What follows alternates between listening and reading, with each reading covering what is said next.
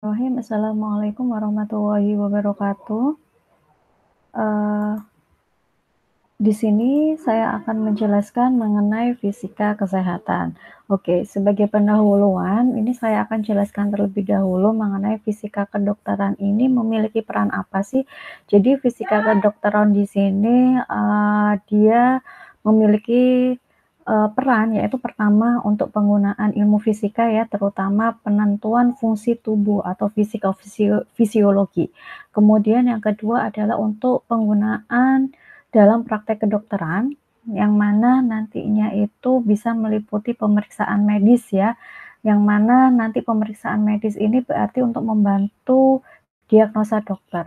Jadi alat-alat yang digunakan untuk diagnosa dokter, kemudian membantu terapi atau pengobatan seorang pasien, itu juga prinsip kerjanya menggunakan, ilmu fisika. Adapun materi yang akan kita bahas hari ini, yaitu yang pertama adalah gaya pada tubuh atau kita kenal juga dengan biomekanika. Kemudian energi yang berubah karena pengaliran panas, maka nanti kita pelajari dalam bentuk termodinamika. Kemudian gelombang arus listrik, tapi pembahasannya ini sangat sedikit ya untuk hari ini. Kemudian ada ultrasonik, ini juga sedikit.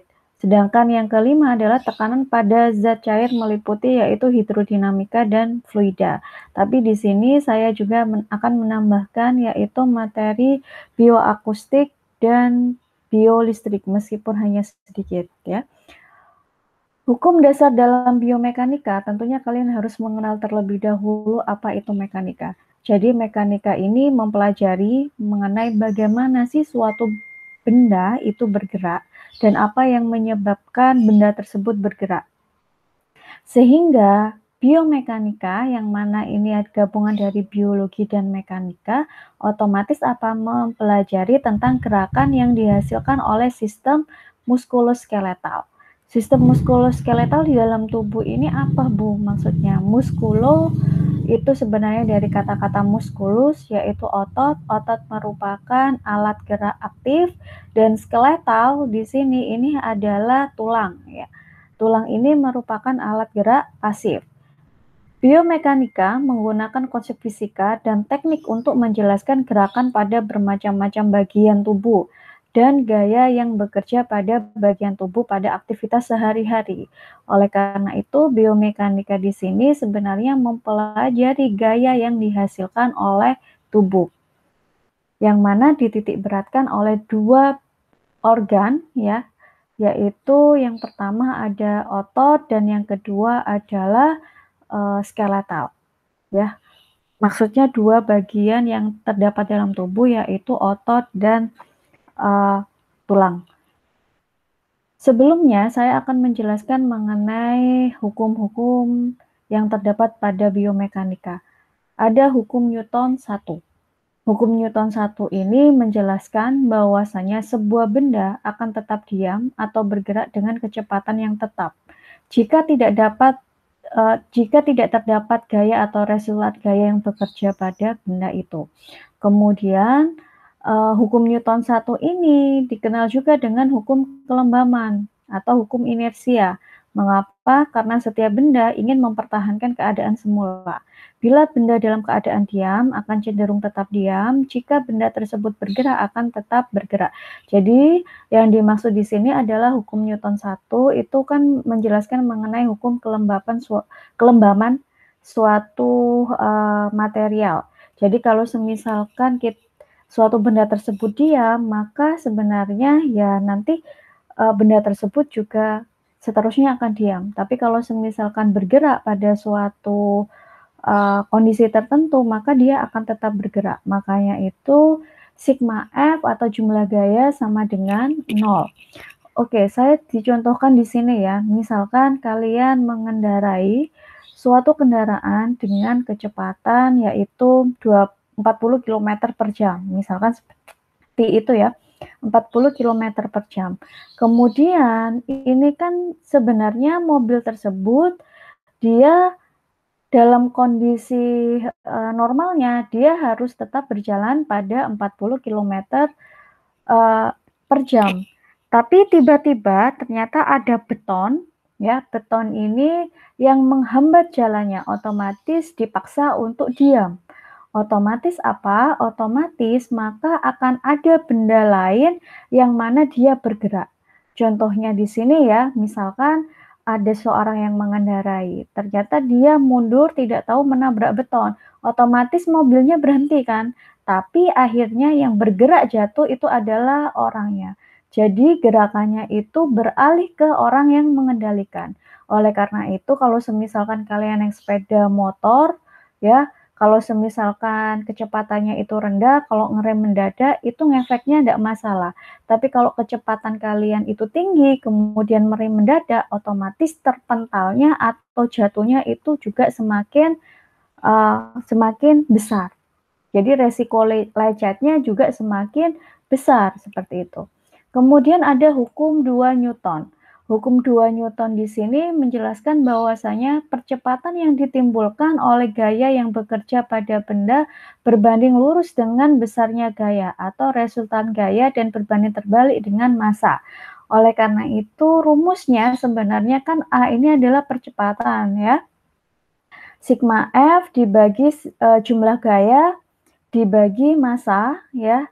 Jadi percepatan ini diperoleh dari sini. Jumlah gaya dibagi massa benda. Kemudian akhirnya jika kita ingin mencari gayanya, ternyata jumlah gaya sama dengan berat dikalikan percepatan, seperti ini. Nah, secara matematis, hukum Newton 2 di sini, bila pada suatu benda bekerja gaya yang tidak seimbang, maka akan menyebabkan perubahan kecepatan gerak benda tersebut. Misalkan di sini ya, kalau misalkan kalian lihat ada suatu benda dengan berat yaitu 50 kg. Tentunya jika semisalkan targetnya adalah 1 kilometer, lebih cepatan mana antara anjing yang membawa berat 50 kg ini dengan jumlah yang banyak sama jumlah yang satu. Otomatis kan lebih banyakan yang jumlah anjingnya atau yang menggeretnya ini banyak. Karena apa? Karena gaya yang dihasilkan ya, gaya yang dihasilkan oleh anjing di sini juga akan mempengaruhi percepatan sampai di tujuan. Paham nggak di sini? Oke. Contoh yang lain adalah misalkan kalian bandingkan ya, anjing 2 sama anjing 1. Di sini, lebih cepatan mana sampainya? Otomatis yang anjing 2. Kemudian kalian ini sedang mendorong mobil ya, atau memindahkan mobil. Kira-kira lebih cepatan mana? Kalau semisalkan berat mobil itu kecil sama berat mobil ini besar. Jika kalian lakukan sendirian, otomatis lebih cepatan sampai yang beratnya yang kecil, ya, di sini. Kalau misalkan di sini karena beratnya besar, otomatis usaha yang digunakan oleh orang tersebut juga besar, apalagi kalau sendirian. Jadi seharusnya kalau misalkan orang berlima hanya dalam 5 menit, ternyata kalau sendirian bisa menyampai sampai 30 menit. Nah, seperti itu. Paham ya di sini mengenai hukum Newton 2?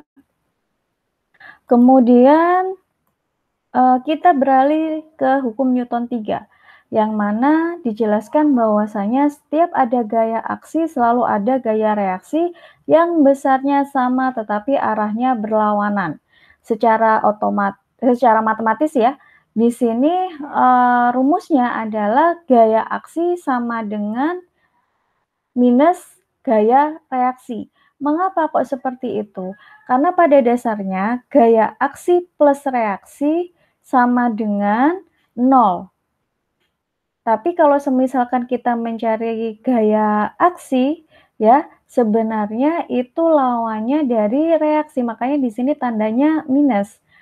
Di sini sama seperti kalian mendorong ya suatu benda di sini, jika gaya yang kalian berikan ini besar, maka kalian bisa menggeser perabot di sini. Tetapi kalau semisalkan gaya aksinya kalian itu lebih kecil daripada gaya reaksi dari perabot di sini, otomatis tidak akan terjadi perpindahan, seperti itu. Sama halnya kalian main tarik tambang. Ketika kalian mau menarik, otomatis lawan juga ingin berusaha menarik. Kalau semisalkan gaya yang kalian hasilkan itu lebih besar, ya otomatis kalian akan menang. Karena apa? Gaya reaksi dari lawan di sini lebih kecil daripada gaya yang kalian keluarkan. Ya, di situ. Contoh lain adalah ketika kalian main panah ya. Makanya ada istilah semakin kalian menarik ke belakang, gaya aksi kalian, jadi semakin ke belakang itu adalah gaya aksi kalian, itu semakin ke belakang, maka nanti lemparannya juga akan semakin jauh, seperti itu. Kemudian gaya pada tubuh ini terbagi jadi dua. Ada gaya statis yang mana dia dalam kondisi diam, sedangkan ada juga gaya dinamis yang dalam kondisi tubuh bergerak. Kalau statis di sini terdiri dari 3, ada kelas 1 sistem pengumpil, kelas 2 sistem pengumpil, dan kelas 3 sistem pengumpil. Nah, di sini gaya pada tubuh dalam kondisi statis ya. Tubuh dalam kondisi statis berarti objek tubuh dalam keadaan setimbang, berarti dalam kondisi diam, 0. Jumlah gaya dalam segala arah sama dengan 0. Dan jumlah momen gaya terhadap sumbu juga sama dengan 0. Nah, kondisi inilah yang kemudian kita kenal dengan 3 sistem pengumpil. Ada kelas pertama sistem pengumpil, yaitu titik tumpunya dia ada di tengah. Ya, Bu, mana sih Bu titik tumpu yang di dalam tubuh kita? Ada. Bagian mana saja? Siku, lutut. Ya. Di sini contohnya adalah jadi beban di sini sama gaya lokasinya ada di ujung. Tengah-tengah adalah sistem titik tumpu di sini.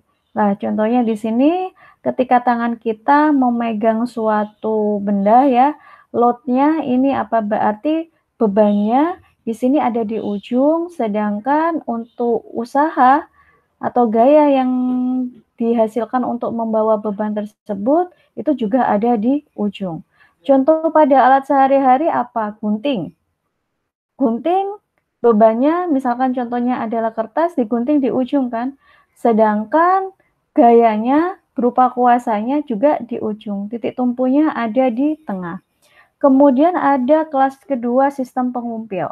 Yang mana kelas kedua sistem pengumpil di sini titik tumpunya ada di ujung, sedangkan bebannya ada di tengah. Gayanya ada di ujung. Jika kalian lihat dalam tubuh dalam kondisi apa sih Bu ini? Jadi ketika tubuh dalam kondisi berdiri, ya, itu ternyata yang gayanya itu misalkan otot betis kita. Ya, di sini. Bebannya adalah pada telapak. Sedangkan tumit bukan tumit ya, ujung kaki kita itu adalah titik tumpunya. Ya. Kemudian contoh yang lain adalah di sini pembuka tutup botol dan juga contoh misalkan roda 3 ya yang digunakan untuk mengangkut barang seperti itu. Misalkan pada bangunan-bangunan seperti itu ya. Nah, kalau misalkan sistem 2 pengumpil ini Bu, sangat terasa sekali pada saat kondisi apa? Ketika seseorang menggunakan high heels. Ya. Ketika seseorang suka menggunakan high heels, maka lama-kelamaan otomatis apa? Ototnya di sini dia ada perubahan.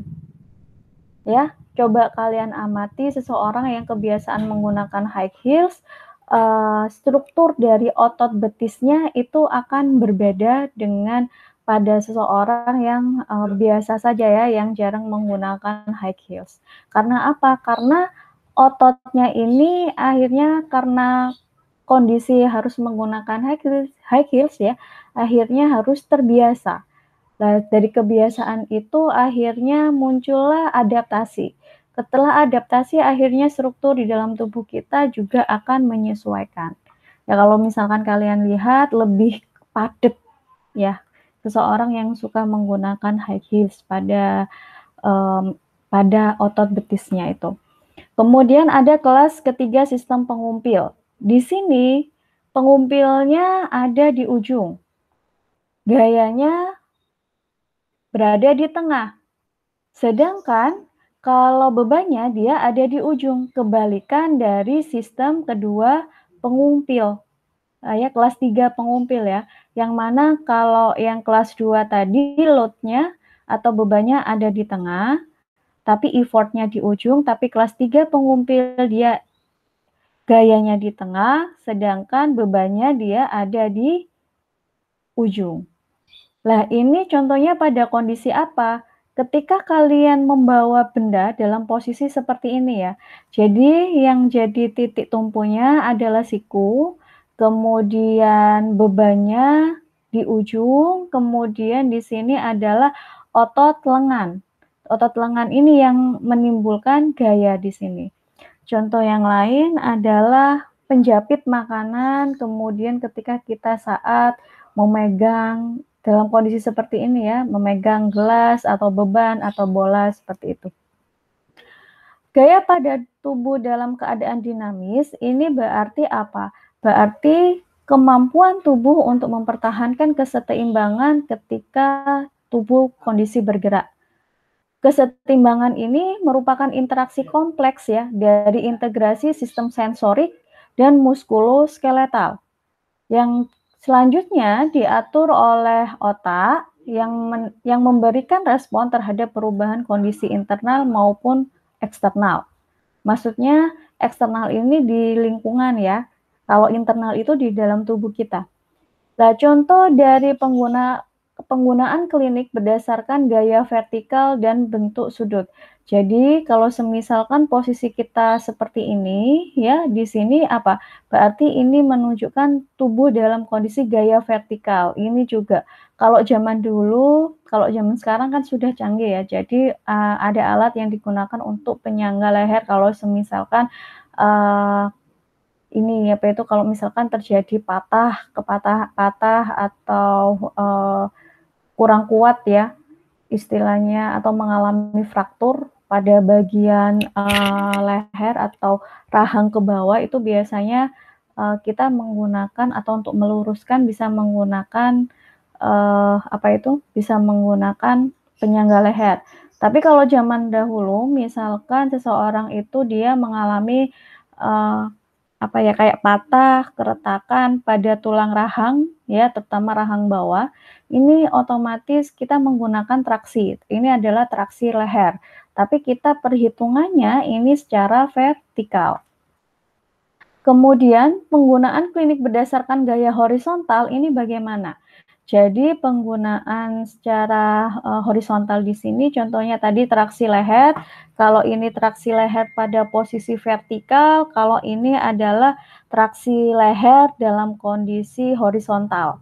Kemudian di sini traksi, sebentar saya angkat biar. Oke, selanjutnya ada juga traksi tulang. Ini biasanya dialami kalau semisalkan seseorang mengalami patah tulang ya atau mengalami keretakan atau fraktur, istilahnya itu untuk memperbaiki struktur dari tulang yang sebelumnya rusak. Ini biasanya menggunakan traksi tulang kalau zaman dulu. Tapi kalau sekarang itu kita sudah menggunakan gips ya. Pada traksi tulang zaman dahulu itu menggunakan pemberat yang mana pemberatnya adalah 1/7 dari berat badan pasien. Misalkan si A dia mengalami patah tulang, akhirnya berat pemberat yang digunakan W-nya berapa? Beratnya si A ini 70, maka pemberatnya adalah 10 kilogram. Kemudian ada traksi kulit. Nah, traksi kulit ini biasanya digunakan untuk anak-anak yang usianya kurang dari 12 tahun. Nah, di sini biasanya traksi kulit ini, dia menggunakan perbandingannya 1:10 dari berat badan, ya, anak tersebut. Misalkan si anak tersebut memiliki berat 20 kilogram, maka berapakah beratnya? Beratnya adalah 2 kilogram, karena 1/10-nya. Kemudian kita masuk ke dalam, fluida ya, yang mana sebenarnya keadaan suatu materi itu terbagi jadi 4. Yang pertama ada zat padat, kemudian ada cair, kemudian gas, kemudian ada dalam kondisi plasma. Jika cair sama gas di sini, dia jelas bentuknya tidak tetap, ya. Kalau cair, dia ukurannya tetap. Tapi kalau gas, dia bentuknya juga tidak tetap, ukurannya juga tidak tetap di sini. Biasanya kita akan mempelajari di sini dalam 2 kondisi. Jika kita mempelajari dalam kondisi diam, kita kenal dengan hidrostatika. Sedangkan jika kita mempelajari dalam kondisi bergerak, kita kenal dengan hidrodinamika.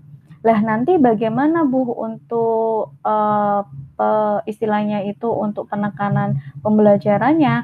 Maka nantinya kita jika dalam kondisi hidrostatika ya, di sini kaitannya juga dengan tekanan, nantinya dia akan berkaitan dengan hukum Pascal. Ya, sedangkan kalau hidrodinamika di sini ya, di sini dia nantinya akan dikembangkan dengan menggunakan hukum Bernoulli. Yang jelas adalah molekul-molekul baik dari cair maupun zat gas di sini, dia tersusun secara random dan saling berinteraksi dengan gaya kohesi yang sangat lemah. Itulah kenapa zat cair sama zat gas dia itu sifatnya bisa menempati ruangannya. Karena apa? Karena tersusunnya secara random. Tidak seperti zat padat dia yang tersusun molekulnya secara rapi. Kemudian kita bahas tentang tekanan. Pada dasarnya rumus dari tekanan itu adalah P sama dengan F per A. P itu adalah tekanan, jadi gaya dibagi luas ya, ini adalah luas permukaannya, areanya. Fluida dapat memberikan gaya pada suatu benda atau objek dari semua arah. Jika benda memiliki luas permukaan A dan tinggi H, jadi luas permukaan ini digambarkan dengan A, sedangkan tingginya digambarkan dengan H. Maka tekanan pada benda yang diberikan oleh fluida, ya, akhirnya diketahui dengan rumus P sama dengan rho dikalikan G itu adalah gravitasi, H itu adalah tinggi. Tapi kalau pada zat padat, Bu, tekanannya bagaimana? Rumusnya adalah P sama dengan F per A. Seperti itu. Tapi kalau misalkan masuk ke zat cair, rumusnya apa, Bu? Rumusnya adalah P sama dengan rho kalikan G kalikan H. Seperti itu. Kemudian dengan hukum ini, sebuah gaya yang kecil dapat digunakan untuk menghasilkan gaya yang besar. Yang mana dengan membuat luas penampang keluaran yang lebih besar. Jika kalian lihat di sini, ya ini kita berdasarkan hukum Pascal, jadi kita bisa membuat energi yang besar atau hasil gaya yang dihasilkan bisa besar dengan cara membuat meskipun inputannya luas permukaannya ini kecil, ketika kita tekan di sini, maka nanti gaya yang dihasilkan juga bisa besar. Ya, di sini. Hal ini terjadi karena apa? Tekanan pada masukan dan keluaran akan sama pada ketinggian yang sama, sehingga nantinya diperoleh apa? Jadi ketika ada tekanan di sini masuk, ini luas penampang di sini kan kalian lihat kecil ya, atau lebih kecil daripada keluarannya. Jika di sini diberikan gaya, ya otomatis diberikan gaya di sini. Nah, nanti gaya tersebut ini juga akan dikeluarkan juga dengan gaya F out ini, gaya yang dikeluarkannya juga.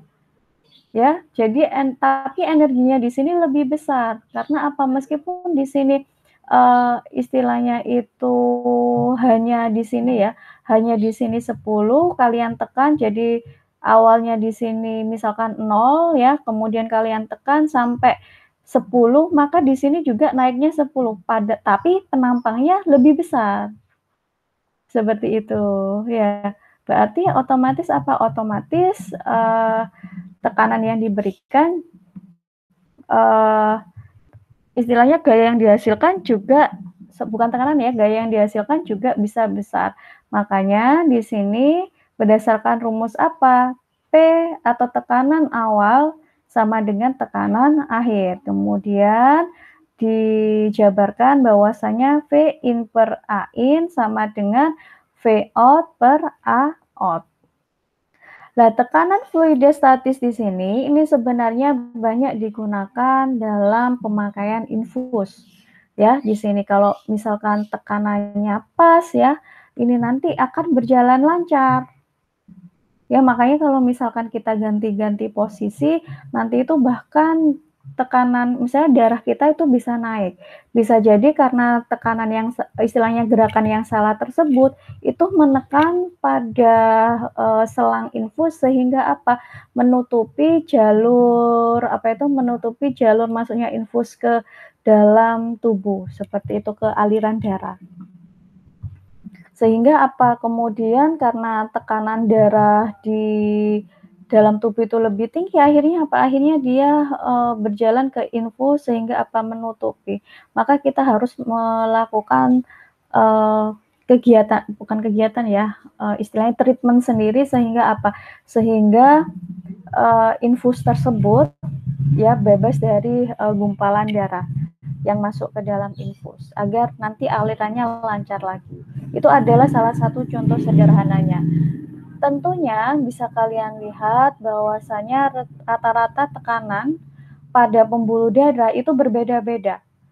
Kan kalian tahu bahwasanya ada 3 jenis pembuluh di dalam tubuh, yaitu ada pembuluh arteri, pembuluh vena, sama ada pembuluh kapiler. Kalau semisalkan kalian lihat ya, kalau arteri yang besar, di sini otomatis tekanannya juga besar, ya. Kemudian ada pada pembuluh vena dia lebih kecil. Lebih kecilan lagi nantinya adalah pembuluh kapiler, ya.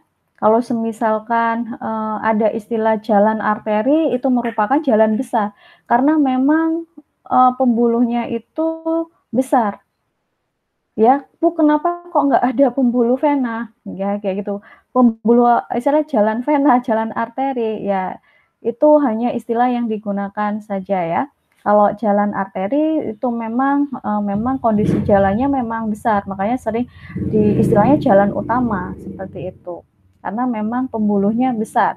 Kemudian kalau kapiler, Bu, kalau semisalkan kapiler itu jalan-jalan yang berusuk-berusuk, istilahnya kayak gitu, kayak jalan tikus, kayak gitu. Kalau pembuluh kapiler. Kalau pembuluh vena itu misalkan jalan yang masuk ke suatu kecamatan, kemudian di kecamatan tersebut ada desa, seperti itu ya, itu masih vena. Tapi kalau sudah berusuk-berusuk, istilahnya itu sampai ke jalan-jalan tikus, lah itu bayangkan itu seperti pembuluh kapiler. Kemudian aliran zat cair ini melalui pembuluh darah. Di sini berdasarkan hukum Poiseuille, yang mana cairan yang mengalir melalui suatu pipa, kecepatannya berbanding lurus dengan penurunan tekanan dan pangkat 4 jari-jari. Nah, di sini rumusnya bisa kalian lihat di sini, yang mana dia akan berdasarkan rumus ini bisa menjelaskan mengapa penderita usia lanjut ini bisa mengalami sampai pingsan. Karena apa? Karena di ujung-ujung tubuh, misalkan ujung jari, kemudian misalnya ujung jari kuku tangan, seperti itu, kaki, itu kenapa kok bisa dingin ya. Jadi memang kalau orang yang sudah tua itu rawan terkena hipotermia, kayak gitu. Kemudian di sini kalau semisalkan kita ingin melakukan pengujian tekanan pembuluh darah, sebenarnya prinsipnya ini juga berdasarkan hukum ini, ya. berdasarkan hukum Poiseuille di sini. Jadi ketika tubuh, misalkan tubuh dalam kondisi normal, arterinya ini biasanya arteri yang digunakan ya untuk pemeriksaan tekanan darah itu adalah pada arteri brachialis, ya lokasinya ada di sini. Dan biasanya kita dibantu pendengarannya dengan menggunakan stetoskop. Nah, di sini misalkan ya kita melakukan pengukuran pembuluh darah, letakkan terlebih dahulu stetoskopnya pada arteri brachialis atau kita pakaikan terlebih dahulu mansetnya. Jadi lebih tepatnya manset ya. Jadi yang pertama kali itu adalah manset, kemudian mansetnya kalian pasang, kemudian pasang stetoskop pada arteri brachialis untuk mengecek suara yang dihasilkan. Nah, di sini dalam kondisi belum diapa-apakan ya, otomatis kan aliran darah arteri brachialis dia akan berjalan lancar. Tapi lama-kelamaan nantinya itu ketika dipencet otomatis kan semakin menyempit ya pembuluh darah kita. Dipencet-pencet terus, akhirnya apa? Akhirnya tidak ada aliran yang muncul. Kemudian ya ketika bila tekanan manset lebih dari 120 mm Hg, di sini tidak ada aliran darah di pembuluh darah, maka tidak ada suara. Nah, di sini tidak akan ada bunyi suara. Kemudian nanti akan kita buka sedikit demi sedikit ya. Di sini terjadi akhirnya apa? Karena dibuka ini sedikit demi sedikit, akhirnya terjadi apa? Turbulensi. Turbulensi di sini apa? Karena darah ini ingin bergerak ke salurannya. Kan kalau misalkan kalian lihat di atas, berarti aliran darah ini tidak bisa lewat. Makanya tidak ada suara sama sekali. Tetapi ketika mulai dibuka, ya, nantinya itu akhirnya apa? Bergemuruh hitungannya ya istilahnya di sini. Akhirnya akan membuat suatu bunyi. Bunyi duk yang pertama itu menunjukkan tekanan sistolik.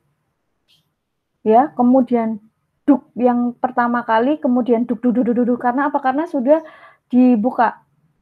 Nah, ketika ini sudah mulai berjalan lancar ya, itu kita akan kehilangan suara duk tersebut. Karena apa? Aliran darah sudah lancar.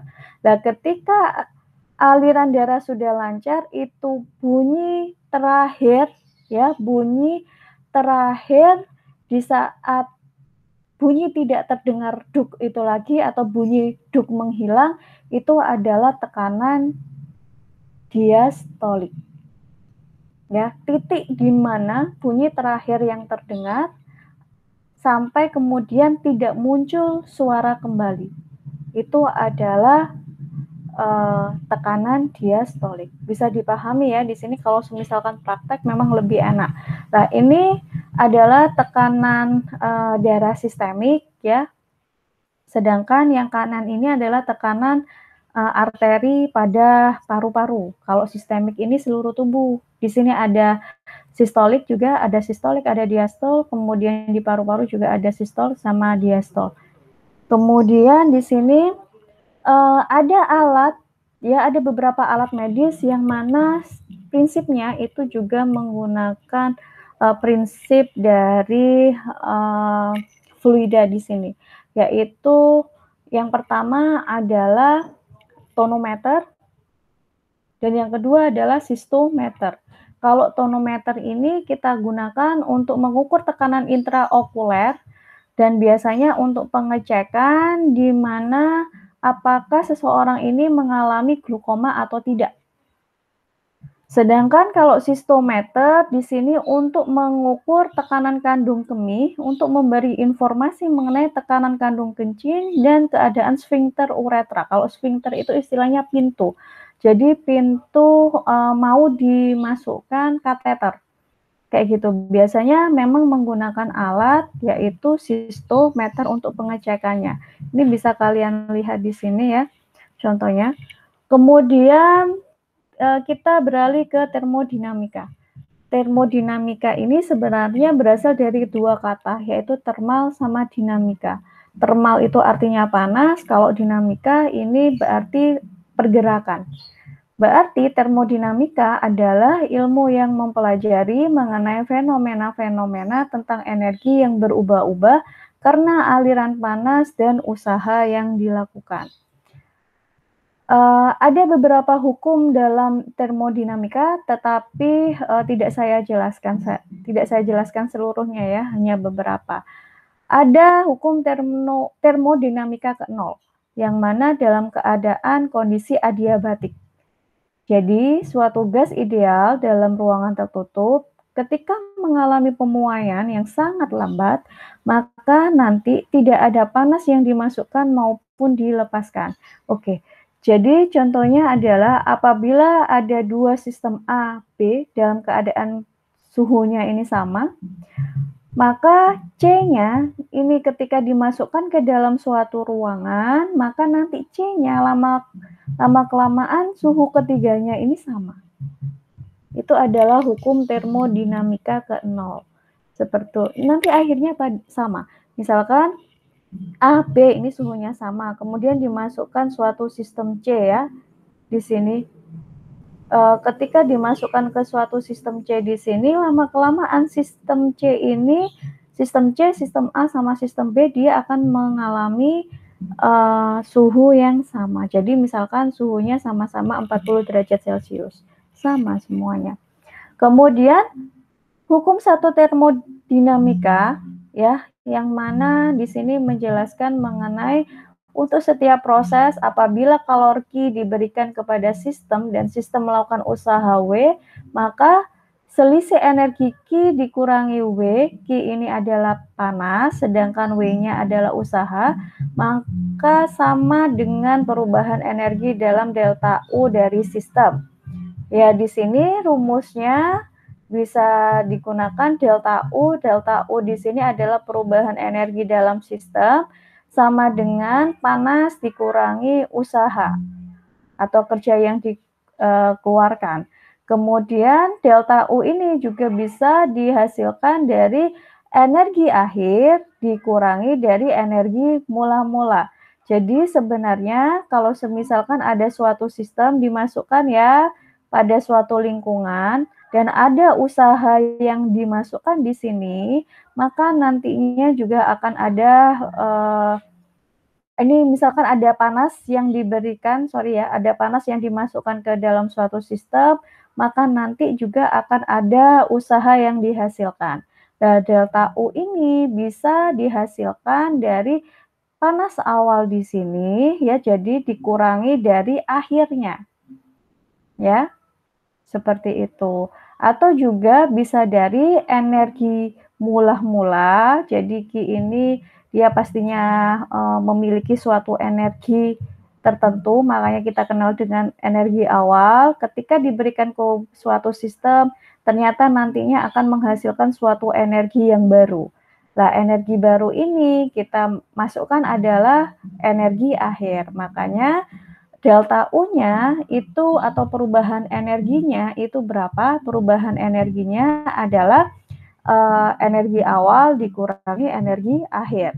Kemudian ada hukum 2 termodinamika, yang mana panas ini dia akan mengalir secara alami dari benda yang panas ke benda yang dingin. Dan kalor ini tidak akan mengalir secara spontan dari benda dingin ke benda yang panas. Jadi ketika misalkan kita letakkan ya, misalkan kita atau suatu area ya. Jadi ada suatu area yang dia memiliki temperatur tinggi, sedangkan area yang lain ya itu temperaturnya rendah. Maka yang temperatur tinggi ini dia akan bergerak ke rendah. Ya, yang mana nantinya itu akhirnya menghasilkan suatu energi atau usaha kerja yang dihasilkan di sini. Ya, makanya kalau semisalkan Saya kasih contoh ya, kalau semisalkan di area Surabaya sangat panas, di area Sidoarjo itu sebaliknya dingin, maka nanti panas akan mengalir ke misalkan panas yang dari Surabaya, udaranya itu dia akan menguap dan dia akan bergerak ke arah Sidoarjo. Nah, makanya itu yang nantinya menimbulkan angin seperti itu karena perpindahan udara tersebut. Jadi angin itu kan perpindahan udara ya. Makanya kalau semisalkan suatu wilayah kalau dia mau hujan lebat biasanya ditandai dengan daratan yang panas ya. Daratan yang sangat panas sekali, kemudian akhirnya apa menguap atau mengalir ke atas, dia mengalami kondensasi di awan, kemudian dia mengalami presipitasi, akhirnya munculnya hujan di situ. Kemudian pemeriksaan dengan suhu tubuh dengan metode ini apakah sudah tepat? Tentunya saraf yang ada di tangan kita itu tidak memiliki angka. Oleh karena itu, agar hasilnya itu objektif, kalau misalkan tangan kita dingin, kemudian pegang seseorang yang baru keluar dari luar, otomatis bilang, panas sekali, seperti itu. Otomatis itu kan subjektif, karena apa? Tangan kita dingin. Oleh karena itu, kita membutuhkan suatu alat yang menunjukkan ini kadarnya berapa sih? Ya, itu baru dikatakan objektif di sini, ya. Contohnya di sini adalah alat termometer. Termometer di sini ada beberapa satuan yang digunakan ya. Jadi ada satuan Fahrenheit, ada satuan Celcius, sama ada satuan Kelvin. Kalau Kelvin di sini dia paling rendah adalah 273, sedangkan yang paling tinggi adalah 373. Sedangkan kalau Celcius dia yang paling rendah adalah 0, kemudian yang paling tinggi adalah 100 derajat Celcius. Kalau Fahrenheit Bu berapa? Jadi yang paling rendah dia 32, sedangkan kalau yang paling tinggi itu adalah 2212. Oleh karena itu berapa sih Bu perbandingan koefisiennya? Yaitu kalau Kelvin yaitu koefisiennya 5. Sedangkan kalau Fahrenheit itu koefisiennya adalah 9. Kalau Celcius dia koefisiennya adalah 5. Kalau Reaumur dia koefisiennya adalah 4. Jadi kalau semisalkan sewaktu-waktu kalau misalkan kalian pergi ya, misalkan ke luar negeri, entah itu ke Amerika, itu kan mereka menggunakan suhu yaitu suhu Fahrenheit. Nah, makanya kalau semisalkan kalian ingin, kalau di Indonesia kan rata-rata kita menggunakan derajat Celcius ya. Tapi kalau di luar negeri itu biasanya menggunakan derajat Fahrenheit seperti itu. Kalian bisa untuk mengkonversikan. Misalkan di luar negeri ternyata suhunya sekitar 122 Fahrenheit. Coba tak konversikan berapa sih ke Celcius. Nah, kalian bisa melihat dari rumus ini atau kalian bisa menggunakan sesuai rumus ini. Yang mana 9 ini menunjukkan apa yang dicari, koefisien dari apa yang dicari, sedangkan 5 itu adalah yang kita punyai. Dikalikan suhunya plus kalau semisalkan kalian mengubah dari Celcius ke Fahrenheit itu plus 32. Tapi kalau semisalkan posisinya kalian dari Fahrenheit ke Celcius, otomatis dikurangi. Jadi, misalkan yang kalian cari adalah Celcius. Koefisien Celcius berapa? 5. Kemudian, sedangkan yang kalian ketahui suhunya itu kan Fahrenheit. Dia ditulis di bagian bawah di sini. Ya, dikalikan suhu. Misalkan suhunya tadi ketemunya 122. Dikurangi terlebih dahulu, dikurangi 32. Ya, berarti ketemunya berapa? 90. 90 dibagi 9 berapa? 90 dibagi 9 kan 10 ya, berarti 5 kali 10 berapa? Oh, berarti 122 derajat Fahrenheit ini nilainya setara dengan 50 derajat Celcius. Oleh karena itu kalian setidaknya mempelajari ini ya. Nanti insya Allah kurang lebih ini juga akan masuk ke soal ujian kalian. Kemudian pengaturan suhu tubuh ini dipengaruhi oleh apa saja? Yaitu yang pertama oleh sistem saraf ya, yang mana di sistem saraf ini lokasinya ada di hipotalamus. Di hipotalamus di sini lokasinya ada dua, ada anterior sama posterior. Anterior itu depan, posterior itu belakang. Ternyata yang anterior dia yang mengatur panas. Sedangkan kalau posterior dia yang mengatur dingin. Loh Bu, ini kok bisa menyebabkan istilahnya mengatur tubuh. Karena apa? Ketika tubuh ini suhu lingkungan ya, dia itu meningkat, maka akan menyebabkan di hipotalamus anterior ya, dia yang pengatur panas, maka dia akan memicu atau memberikan stimulus ke pembuluh darah untuk mengalami vasodilatasi. Sehingga apa? Sehingga terjadi pelebaran pembuluh darah. Akhirnya kita berkeringat. Kemudian jika suhu ruangan di sini dia rendah ya, maka nantinya sistem saraf yang ada di dalam tubuh kita menginstruksikan pembuluh darah, dia akan istilahnya mengkerut ya, sehingga nantinya ketika menjauhi dari kelenjar keringat, efeknya apa? Menggigil, karena menggigil itu aktivitas gerak dari otot untuk menghasilkan panas. Lah, hipotalamus lokasinya ada di sini, yaitu ya hipotalamus ada di sini. Kemudian kalau hipofisis atau pituitari dia lokasinya kecil di sini. Saya kira kalian sudah memahami ya, karena sebelumnya sudah mendapatkan materi hormon. Kemudian di sini pengaturan suhu tubuh ya diatur oleh sistem endokrin. Ini yang saya kemarin bilang, sistem endokrin itu salah satunya adalah sistem endokrin ini dia contohnya adalah hormon. Jadi pada kelenjar medula adrenal dalam kondisi dingin, maka nantinya akan meningkatkan sekresi adrenalin, yang mana dia akan memicu stimulasi metabolisme tubuh, tujuannya adalah untuk pembentukan panas. Kemudian ada kelenjar tiroid, yang mana kelenjar tiroid ini jika tubuh ini dia dalam kondisi dingin atau di luar ya, di luar tubuh kita atau lingkungan kita suhunya itu dingin, maka nanti kan akhirnya kena juga kan ke tubuh kita, maka nanti tubuh akan meningkatkan kerja kelenjar tiroid sehingga apa? Sehingga menghasilkan hormon tiroksin yang meningkat, kemudian tujuannya adalah untuk meningkatkan metabolisme tubuh, sehingga tujuannya adalah untuk terbentuknya panas. Nah, ini adalah kelenjar adrenal, dia seperti segitiga kecil, piramid kecil ya, di sini di atas ginjal. Nah, ini adalah bagian-bagiannya. Kemudian ini adalah kelenjar tiroid, bisa kalian lihat. Jadi di istilahnya di tenggorokan kita lah ya.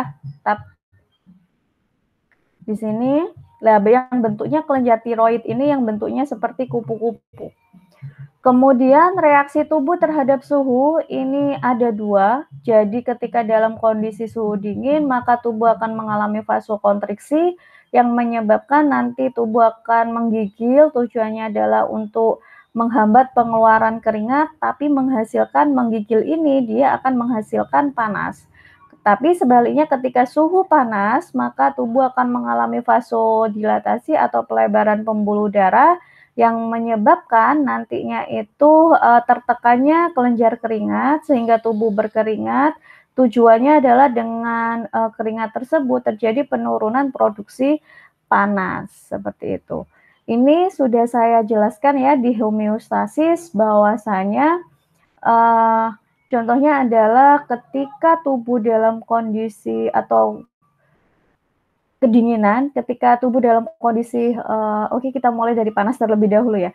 Jadi kalau semisalkan tubuh mengalami panas, maka nanti dia akan mempengaruhi hipotalamus anterior yang mana memberikan stimulus ke pembuluh darah ya, yang mana pembuluh darah di sini akan menekan kelenjar keringat. Tujuannya adalah untuk mengeluarkan air yang berlebihan di dalam tubuh, keringat berupa keringat, kemudian tujuannya adalah untuk mengeluarkan panas yang berlebihan dan akhirnya istilahnya cooling down. Jadi nantinya suhu tubuh ini kembali normal. Oleh karena itu kalau misalkan kita melakukan aktivitas di luar, kemudian kita berkeringat, karena berkeringat tersebut kita kan merasa kehausan ya. Mengapa kehausan? Karena pengeluaran panas tersebut dia mengalami evaporasi yang mana panas tersebut dikeluarkan juga lewat keringat. Kemudian kalau misalkan tubuh dalam kondisi dingin, maka dia akan mengalami vasokonstriksi yang mana dia menjauhi dari kelenjar keringat dan dia juga memberikan stimulus. Jadi hipotalamus posterior ini juga memberikan stimulus yang mana menyebabkan otot kita bergetar atau menggigil atau beraktivitas ya, yang mana tujuannya adalah untuk menjaga homeostasis atau keseimbangan suhu tubuh, istilahnya itu menghangatkan tubuh kita. Kemudian di sini homeostasis dan temperatur kontrol di sini sudah saya jelaskan tadi ya. Kemudian jenis suhu tubuh itu ada dua jenisnya, ada suhu inti sama ada suhu permukaan. Kalau suhu inti berarti organ-organ dalam. Contohnya adalah otak, lambung, hati, dada, perut, itu suhunya relatif konstan. Kurang lebih yaitu 36,5 sampai 37,5 derajat Celcius. Dan memang tubuh harus menjaga dalam kondisi tersebut. Kalau di rata-rata kan 37 derajat Celcius ya. Kemudian kalau suhu permukaan ini sebenarnya mengikuti lingkungan biasanya. Makanya di sini suhu kulit jaringan, suputan, dan lemak. Di sini variasi suhu itu bermacam-macam, bisa 20 sampai 40 derajat Celcius tergantung paparan dari lingkungan ke kita. Kalau semisalkan sebelumnya kita memegang air es, ya otomatis nanti ketika diukur suhunya, maka nanti ya akan dingin, akan rendah seperti itu. Tapi kalau misalkan kita habis keluar kemudian diukur suhu tubuh kita, ya bisa saja sangat tinggi. Makanya bervariasi kalau suhu permukaan. Ya bisa 20 sampai 40 derajat Celcius. Kemudian ada beberapa kondisi ya. Seseorang apakah dia mengalami hipotermi, apakah febris, apakah hipertermi, ataukah dia mengalami normal. Nah, di sini hipotermi ini bila suhu tubuh kurang dari 36 derajat Celcius. Ini maksudnya adalah dalam kondisi suhu internal tubuh. Ya, dia ketika suhunya kurang 36 derajat Celcius berarti dia mengalami hipotermi. Kalau semisalkan dia suhunya itu dari 36 sampai 37,5, dia termasuk dalam kategori normal. Kalau dia apakah seseorang itu memiliki suhu 37,5 sampai 40 derajat Celcius, ini berarti sudah menandakan tubuh orang tersebut biasanya dalam kondisi sakit ya, sakit panas seperti itu, sakit demam seperti itu. Ini menandakan adanya febris atau pireksia. Tapi ada juga kondisi derajat Celcius. Nah, kondisi ini yang disebut dengan hipertermi. Kemudian, jika kalian lihat dari tabel ini ya, Dek ya. Coba kalian lihat di sini. Yang paling optimum suhunya kok pada anak balita ya, Bu. Relatif tinggi suhu tubuhnya. Sedangkan kalau orang dewasa semakin dewasa semakin menurun. Mengapa? Karena tubuh itu memiliki, kalian tahu bahwasanya balita itu adalah dalam taraf belajar.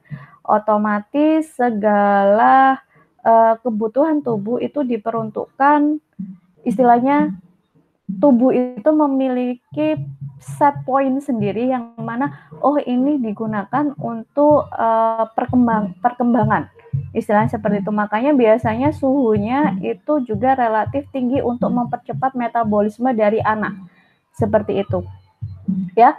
Yang paling tinggi 37,7 Bu, ini dialami pada anak yaitu usia 1 tahun. Ini dialami pada anak usia 1 tahun Bu. Lah ini mengapa bisa seperti itu? Kalian tahu bahwasanya anak usia 1 tahun itu ya dia belajar untuk ngomong, belajar untuk merangkak, ada yang sudah belajar untuk berjalan ya, ada belajar untuk yang lainnya untuk menambah kata-kata. Otomatis apa? Otomatis metabolisme yang dihasilkan itu juga harus tinggi juga, karena apa, kebutuhan bayi tersebut juga tinggi seperti itu. Nah, semakin bertambahnya usia, ternyata seseorang itu rawan mengalami hipotermi, terutama pada usia senja, yaitu lebih dari 70 tahun. Kemudian faktor-faktor apa sih Bu yang mempengaruhi suhu tubuh? Yaitu yang pertama adalah usia. Tadi saya sudah jelaskan bahwasanya bayi ini sangat rawan terhadap perubahan suhu lingkungan yang ekstrim. Kemudian anak-anak lebih labil dibanding selama pubertas dan dewasa. Sebagian orang dia yang berusia 75 tahun ya, dia mengalami hipotermi. Ini seperti yang saya jelaskan sebelumnya. Kemudian ada siklus sirkadian atau variasi diurnal, yang mana menjelaskan bahwasanya suhu tubuh dia bervariasi dalam sehari sesuai dengan aktivitasnya. Kemudian ada hormon. Hormon kelamin pria di sini dapat meningkatkan kecepatan metabolisme basal, yang mana kira-kira sekitar 10-15% kecepatan normal. Nah, di sini menyebabkan peningkatan produktivitas panas. Pada perempuan, di sini fluktuasi suhu lebih bervariasi pada laki-laki karena pengeluaran hormon progesteron. Pada masa ovulasi meningkatkan suhu tubuh sekitar 0,3 sampai 0,6 derajat Celcius di atas suhu basah.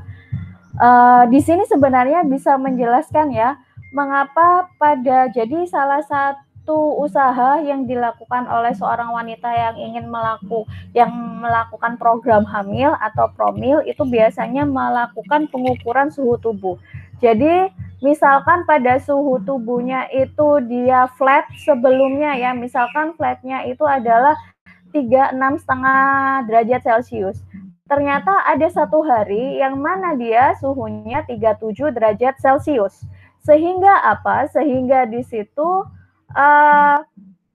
terjadi peningkatan kurang lebih sekitar 0,5 derajat Celcius. Itulah yang menunjukkan bahwasanya wanita tersebut mengalami fase subur.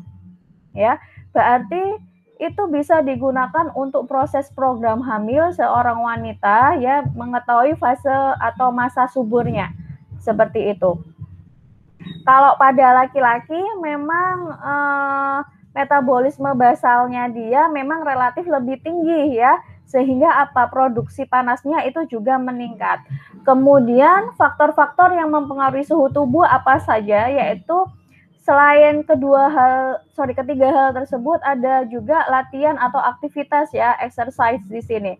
Ternyata ketika kalian bekerja keras atau melakukan aktivitas fisik, kalian bisa meningkatkan suhu tubuh kalian bisa mencapai 38,3 derajat Celcius sampai 40 derajat Celcius.